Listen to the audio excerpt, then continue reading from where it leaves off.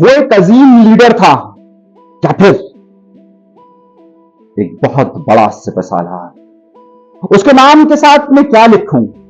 وہ بہت بڑا مبلغ تھا یا پھر وہ سب سے بڑا مسلمانوں کا علم بردار؟ وہ کون تھا؟ اس کے میں احسانات کو گنوں یا پھر اس کے اس تمام ایک ایک قدم کو گنوں کہ جس نے دنیا کو تبدیل کر کے رکھ دیا؟ یہ وہ شخص ہے کہ جس کے بارے میں اب سے کچھ دن پہلے اسرائیل کے وزیر اعظم نے کہا کہ ہٹلر نے یہودیوں کو زندہ نہیں جلایا، یعنی کہ ہولوکاسٹ ہٹلر نے نہیں کیا، بلکہ اس کی ذمہ داری اس شخص پر عائد ہوتی ہے۔ یعنی کہ وہ کہتے ہیں کہ اس شخص کو، یہودیوں کا اس وقت کا سب سے بڑا سربراہ یعنی کہ اسرائیل کا وزیر اعظم، صہیونی ریاست کا وزیر اعظم کہتا ہے کہ اس شخص نے ہٹلر سے کہا کہ یہودیوں کو زندہ جلا دو، اگر انہیں زندہ نہ جلایا گیا تو یہ یورپ چھوڑ کر یروشلم آ جائیں گے۔ یہ اتنا بڑا الزام تھا، لیکن کسی کے کان پر جوں تک نہ رہیں گی۔ اس کے احسانات اگر صرف دیکھیں تو عربوں پر تو ہے ہی ہے، مسلمانوں پر تو ہے، لیکن پاکستانیوں پر کیا احسانات ہیں؟ یہ وہ شخص ہے کہ جس کے کہنے پر مولانا محمد علی جوہر کو، وہ مولانا محمد علی جوہر جس نے کہا تھا کہ اگر انگریز ہندوستان کو آزاد نہیں کرتے ہیں تو میں اس آزاد ریاست میں دفن ہونا چاہوں گا کہ جس پر کسی کا تسلط نہ ہو۔ اور پھر جب مولانا محمد علی جوہر کا انتقال ہوا تو اسی شخص نے بیت المقدس کے اندر اس کی تدفین کو یقینی بنایا۔ یہ وہ شخص ہے کہ جو 4 بار پاکستان آیا۔ یہ تاریخ کے ورق کو دیکھتے ہیں اور ذرا سا سمجھتے ہیں۔ اس شخص کا تعلق، میں اس سے پہلے کہ اس کا نام بتاؤں پہلے ذرا سا تعارف ضروری ہے۔ اس شخص کا تعلق یروشلم سے کہا جاتا ہے، اور خاندانی طور پر اس کا منصب ہاشمی قبیلے سے ملتا ہے، یعنی کہ نبی اکرم صلی اللہ علیہ وسلم کے قبیلے سے ملتا ہے۔ 19ویں صدی کے آخر میں یہ پیدا ہوا تو وہیں فلسطین نے ابتدائی تعلیم حاصل کی۔ اس وقت خلافت عثمانیہ، جسے اوٹومن ایمپائر کہا جاتا ہے، اپنے جوبن پر تھی۔ آپ نے ان کے ڈرامے دیکھے ہوں گے، ان کی کتابیں پڑھی ہوں گی۔ ابتدائی تعلیم ان کے زیر اثر چلنے والے اسکولز میں حاصل کی اور پھر مصر چلے گئے۔ اس وقت کی سب سے بڑی مسلمانوں کی یونیورسٹی جامعہ الازہر میں انہوں نے تعلیم حاصل کی۔ ابھی وہ تعلیم حاصل کر رہے تھے کہ جنگ عظیم اول یعنی فرسٹ ورلڈ وار شروع ہو گئی۔ ہر طرف بے چینی ہی بے چینی، ہر طرف جنگ ہی جنگ کا عالم، اور اس جنگ کے عالم میں جہاں وہ تعلیم حاصل کر رہے تھے تو فیصلہ کیا کہ وہ خلافت عثمانیہ کے لیے جنگ میں حصہ لے گا۔ میں نے اسی لیے کہا کہ اسے میں ایک بڑا مبلغ کہوں یا بڑا سپہ سالار کہوں۔ جنگ ختم ہوتی ہے تو ان کو نظر آتا ہے کہ ایک نیا معرکہ شروع ہو گیا ہے۔ ابھی جنگ عظیم اول ختم ہوئی، فرانس اور شام کی لڑائی شروع ہو جاتی ہے۔ شام میں اس وقت ہاشمی خاندان کی حکومت ہوتی ہے۔ یہ اپنی تلواروں کو، اپنی کتابوں کو اٹھاتے ہیں اور شام چلے جاتے ہیں۔ زندگی کا مقصد جہاں مسلمان مشکل میں ہے اس کی مدد کرتے ہیں۔ جب یہ وہاں جاتے ہیں تو جنگ کا حصہ بنتے ہیں. جنگ میں شام کو شکست ہو جاتی ہے, ہاشمی خاندان کی حکومت ختم کر دی جاتی ہے اور پھر وہاں پر فرانس کا قبضہ ہو جاتا ہے. یہ وہاں سے دوبارہ یروشلم آتے ہیں, لیکن یروشلم آنے سے پہلے یہ ایک نعرہ لگاتے ہیں کہ مسلمانوں اور عربوں کو ایک ہو کر ان تمام قوتوں کا مقابلہ کرنا چاہیے. 1920 میں یہ یروشلم پہنچتے ہیں تو معلوم ہوتا ہے کہ وہاں یہودی آباد کاری کا ایک منصوبہ چل رہا ہے. اسی یہودی آباد کاری کے منصوبے میں ایک اہم بات صہیونی ریاست کا تصور سامنے آتا ہے اور وہاں پر مسلمانوں کو مارا جانے لگتا ہے. برطانیہ کا رول ہوتا ہے. پرانا یروشلم تاریخ 4 اپریل سال 1920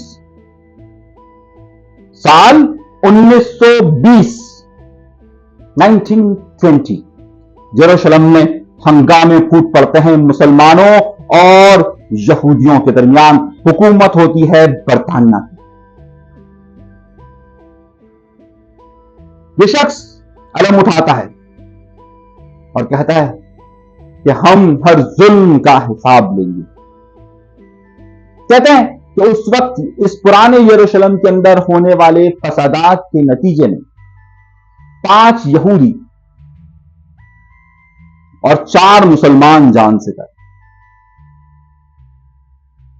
اس کے بعد برطانوی حکومت یہودیوں کے دباؤ میں آ کر انہیں 10 سال کی سزا سنا دیتی ہے. 10 سال کی سزا. یہ وہاں سے جا کر فرار ہوتے ہیں اور پھر عام معافی کا اعلان ہو جاتا ہے ان سب لوگوں کے لیے کہ جو کہ اس دن یعنی کہ 4 سے 7 تاریخ تک اپریل تک جو کچھ بھی یروشلم میں فلسطین میں ہوا ان میں جو لوگ جن کو سزا دی گئی تھی ان کو معافی کا اعلان کر دیا جاتا ہے. واپس آتے ہیں عراق سے واپس آتے ہیں تو برطانوی حکومت ان سے کہتی ہے کہ ہم یہودیوں کو یہاں آباد نہیں ہونے دیں گے اور ایک ان سے یہ وعدہ لیتی ہے کہ آپ یہاں پر عرب نیشنلزم یعنی فلسطینیوں کی جدوجہد یا مسلمانوں کی جدوجہد کو اب کوئی ایسا خطرہ نہیں ہے تو آپ ایسا کیجئے کہ یہاں پر مفتی اعظم کا عہدہ سنبھال لیجیے. یہ شخص یہ سمجھتے ہیں کہ ظاہر جامعہ الازہر کے پڑھے ہوئے معروف عالم دین دوسری طرف مسلمانوں کے لیے ہر وقت تلوار نکال کر جنگ کرنے کے لیے تیار. کہتا ہے ٹھیک ہے میں مسلمانوں کو یہاں اکٹھا کرتا ہوں مفتی اعظم کے طور پر. وقت 1922 سے لے کر 1936 تک اسی طریقے سے چلتا رہتا ہے. یہودی آباد کاری کا منصوبہ تیزی سے پروان چڑھنا شروع کرتا ہے. انہیں اب یہ مفتی اعظم بن چکے ہیں اور مفتی اعظم کو یہ خدشہ لاحق ہوتا ہے کہ برطانیہ ہمارے پیچھ میں چھرا گھونپنے کے لیے تیار بیٹھا ہے. اور پھر پہلی فلسطینی انقلابی جدوجہد کا آغاز ہوتا ہے سن 1936 میں. 1936 to 1939 تک چلتا ہے.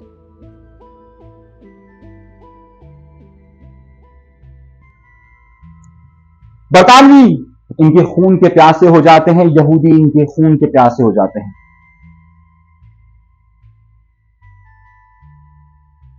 کہانی میں ہر جگہ ایک نیا چرن ہے. جدوجہد جگہ جگہ لمحہ بلمحہ چلتی رہتی ہے, بڑھتی رہتی ہے. اسٹرگل, جدوجہد, ہر سال جدوجہد. اور پھر ہوتا ہی ہے کہ انہیں برطانیہ ظلم و ستم کی انتہا کر دیتا ہے, انہیں چھوڑنا پڑتا ہے اور یہ عراق چلے جاتے ہیں. اسی دوران ہٹلر کا وجود سامنے آتا ہے. ہٹلر سامنے آتا ہے اور پھر ہٹلر اور اٹلی کی حکومت پوری دنیا کی بڑی بڑی طاقتیں ایک طرف ہو کر اسرائیل کے وجود کی طرف جا رہی ہوتی ہے، یہودیوں کی حمایت کر رہی ہوتی ہے۔ ایسی صورتحال میں نمٹنے کے لیے جب انہیں لگ جاتا ہے تو وہ رابطہ کرتے ہیں ہٹلر سے، اور ہٹلر سے کہتے ہیں کہ فلسطینیوں کے لیے آواز بلند کی جائے، یعنی مسلمانوں کے لیے آواز بلند کی جائے۔ ہٹلر ان سے ملاقات کرتا ہے، یہ مسلمانوں کی آزادی چاہتے ہیں، صرف مسلمانوں کی آزادی۔ ہٹلر کہتا ہے کہ ٹھیک ہے، کیونکہ اتحادی ایک طرف ہوتے ہیں اور ہٹلر ایک طرف ہوتا ہے۔ اسی لیے پچھلے دنوں، یعنی کہ ہم بات کر رہے ہیں سال 2023 کی، 100 سال پہلے کا یہ قصہ ہے، آج 100 سال بعد یہودی وزیر اعظم نیتن یاہو، اسرائیل کا وزیر اعظم، یہ کہتا ہے کہ ہٹلر ہولوکاسٹ کے ذریعے یہودیوں کو نہیں مارنا چاہتا تھا، بلکہ یہی شخص تھے کہ جس نے انہیں کہا۔ ایسا نہیں، ایسی کہانی کتابوں میں ضرور ملتی ہے، اور اس کی سب سے بڑی وجہ اس لیے ملتی ہے کیونکہ جس زمانے میں یہ یروشلم میں تھے، مفتی اعظم تھے، اس وقت وہاں کے جرمن سفیر نے ان سے کئی ملاقاتیں کی، لیکن ان ملاقاتوں کا لب و لباب یہ تھا کہ جناب فلسطینیوں کو آزادی دی جائے، اور جو سازش چل رہی ہے فلسطینیوں کو فلسطینیوں کا ملک دیا جائے۔ یہ اسی طرح کا تصور تھا کہ جس طریقے سے ہندوستان تھا، برطانوی حکومت تھی، اور وہاں پر یہودیوں کی آباد کاری ایک منصوبے کے تحت کی جا رہی تھی، اور مسلمان آزادی چاہتے تھے۔ اٹلی اور جرمنی نے مکمل سپورٹ کیا، اور اس کے بعد جنگ عظیم دوم شروع ہو گئی، یعنی ورلڈ وار 2 1945۔ جرمنی کو شکست ہوتی ہے، اور یہیں سے الحاج امین الحسینی کا خواب ٹوٹنے لگتا ہے، مگر وہ شخص ٹوٹتا نہیں ہے، وہ اپنی جدوجہد کا باقاعدہ آغاز کرتا ہے۔ اب یہ بات بہت واضح طور پر ہو گئی ہوتی ہے کہ برطانیہ بہت کمزور ہو چکا ہے، اور یہودیوں کے پیچھے اور صہیونی طاقتوں کے پیچھے امریکہ کا ہاتھ ہے، وہ سب سپر پاور بن رہا تھا۔ دوسری طرف وہ اپنی جدوجہد کا آغاز کرتے ہیں۔ 1948 میں اقوام متحدہ میں قرارداد کے ذریعے 2 ریاستی فارمولے کا قیام عمل میں آتا ہے، اور اسرائیل قبضہ کر لیتا ہے، اسرائیلی حکومت قائم ہو جاتی ہے۔ وہ اسرائیل کے خلاف 1948 میں ہتھیار اٹھا لیتے ہیں اور جنگ کا آغاز کرتے ہیں۔ مفتی اعظم، مبلغ اعظم ایک بار پھر جنگ کے میدان میں ہوتے ہیں۔ عرب لیگ قائم ہوتی ہے، یہ غزہ میں مغربی کنارے پر الجہاد المقدس کے نام سے ایک آرگنائزیشن شروع کرتے ہیں، اور پھر وہاں پر قبضہ کر لیتے ہیں، اپنی حکومت کر لیتے ہیں، لیکن اس وقت بہت سارے عرب ممالک ان کا ساتھ نہیں دیتے۔ 1951 میں جب پاکستان کو آزاد ہوئے، ابھی 3 سال ہوئے، دنیا بھر کے مسلمانوں کے لیے ایک عالمی مسلم کانفرنس کا انعقاد کیا جاتا ہے۔ 1951 الحاج امین الحسینی کراچی تشریف لاتے ہیں۔ اس سے پہلے میں آپ کو بتا چکا کہ جب مولانا محمد علی جوہر کی تدفین میں بھی انہوں نے اہم کردار ادا کیا۔ یہ ان تمام جگہوں پر مسلمانوں کو یکجا کرنے کی جدوجہد کو آگے بڑھا رہے ہوتے ہیں۔ اور پھر 1952 میں 1 سال بعد علماء اسلام کانفرنس ہوتی ہے، پھر کراچی میں، اور پھر الحاج امین الحسینی یہاں آتے ہیں۔ اس وقت تک ایک اور معاملہ بھی چل رہا ہوتا ہے، اور وہ معاملہ چل رہا ہوتا ہے بھارت کا کشمیر پر قبضہ۔ اس وقت الحاج الامین الحسینی अपने तमाम मानने वालों को ये कहते हैं कि वो पाकिस्तान का साथ दें। इसी वजह से जब 1952 में वो वापस कराची आते हैं तो उनका दौरा, खुसूसी दौरा वजीरिस्तान का होता है, जहां पर महसूद और अहमद जई उलमाए किराम और कबाइल अमीन अल हुसैनी को एक तोहफा देती, और वो तोहफा होता है भारत के सिपाहियों से छीनी हुई बंदूक। इनका किरदार अभी यहां खत्म नहीं होता, और इनका किरदार 1967 में अय्यूब खान के दौर में जब एक और कॉन्फ्रेंस का एहतमाम किया जाता है तो वो यहां 1895 से लेकर 1974 1974 में उनका इंतकाल होता है 80 साल की उम्र में। एक एक लम्हा जिद्दोजहद में गुजारते हैं, इल्म में गुजारते हैं, या तो मुफ्ती आजम का किरदार निभाते हैं या फिर मुसलमानों के लिए हर जगह आवाज बुलंद करते रहे। पाकिस्तान में बहुत कम लोग तारीख से वाकिफियत रखते हैं इस खत्ते में, लेकिन ऐसे बड़े बड़े किरदारों को जिनका पाकिस्तान के वजूद से लेकर पूरी आलम इस्लाम से लेकर हर खत्ते पर असर रहा है, उसे नजरअंदाज किया जाता है। अलहाज अमीन अल हुसैनी भूलने वाला किरदार नहीं। उनकी जिंदगी के 3 बड़े सबक, किताब से दोस्ती, दोम जिद्दोजहद, स्ट्रगल यानी कि किताब से दोस्ती, स्ट्रगल, और तीसरा अहम नुक्ता यह है, तो तीसरी बात है, वो सिर्फ बात नहीं करते, उन्होंने अमली तौर पर किताब और जिद्दोजहद को आपस में मिलाया, और इस मिलाने की बुनियाद पर वो हर लम्हा खुद एक तहरीक की सूरत में थे। इसीलिए कहते हैं कि इल्म सबसे बड़ा हथियार है, लेकिन इस इल्म को इस्तेमाल करना और जिद्दोजहद करना ही असल में अमल इंसान की जिंदगी को मिसाली बना देता है। अगर आपने हमारा चैनल सब्सक्राइब नहीं किया तो सब्सक्राइब जरूर कीजिएगा। अगली किस्त में फिर किसी और अहम किरदार, अहम वाक़े के साथ गुफ्तगू का आगाज करेंगे। इजाजत दीजिए।